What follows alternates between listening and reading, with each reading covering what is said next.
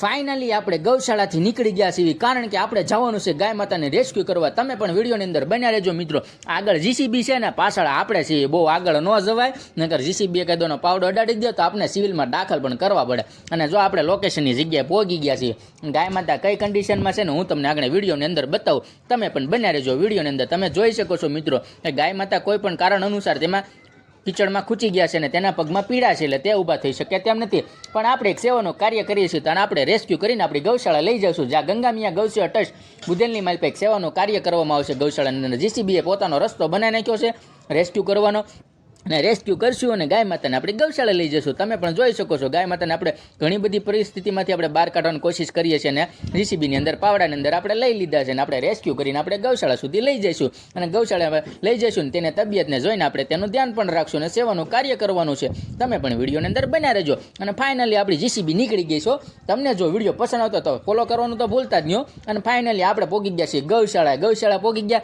એટલે મસ્ત મજાનું વાતાવરણ જોયું, ને એક મસ્ત મજાનું વાતાવરણ જોઈને એટલે જીસીબી પહોંચી ગયો. પછી કે હાલો આપણે તો પોગવાનું છે, એટલે જીસીબી પોગી ગયા. ગાય માતાને જ્યાં ગૌશાળામાં લાવીને ગાય માતાને ઉતારીને તેની તબિયતને જોઈને ડૉક્ટર સાહેબ આપણી સાથે જ હતા, તે તેની તબિયતને જોઈને તેને ટ્રીટમેન્ટ કરશે. અને બને રહેજો વિડીયોની અંદર. તમે ગૌશાળા જોઈ શકો છો, જ્યાં ઘણા બધા નાના મોટા ગાય માતા, નંદી મહારાજ, નાના નાના વાછડાનું અમે ધ્યાન રાખીએ છીએ, અને ગૌશાળામાં સેવાનું કાર્ય કરીશું. ગાય માતાની તમે વેદના પણ જોઈ શકો છો મિત્રો. તમને જો વિડીયો પસંદ આવતો લાઈક, શેર અને ફોલો કરી દેજો.